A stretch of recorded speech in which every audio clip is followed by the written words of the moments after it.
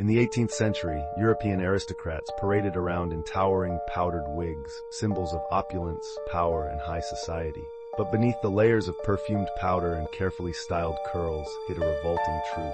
These wigs were often infested with lice, fleas, and even maggots, turning the heads of the elite into veritable insect playgrounds.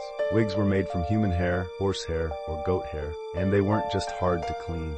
They weren't cleaned at all. Instead, they were caked in thick layers of starch-based powder, mixed with floral scents in a futile attempt to mask the stench of sweat, oil, and decay. But the powders didn't just cover up the odor, they created the perfect breeding ground for pests.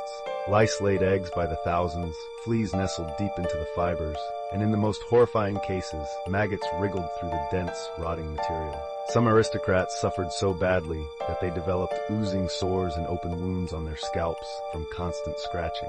To cope, they carried long, slender wig scratchers, sometimes made of ivory or silver. These scratchers were used to claw at their irritated skin without disrupting their regal appearance at social events. But even these scratchers couldn't stop the relentless itch of parasites feasting on their blood.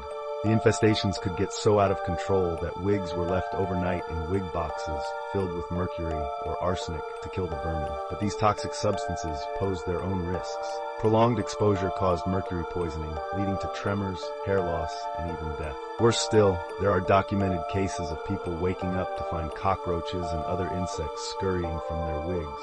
These insects had been drawn to the warm, filthy environment. Despite these horrors, powdered wigs remained a fashion must-have.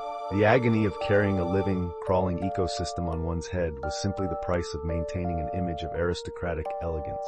In the 18th century, it seems, vanity truly was a killer.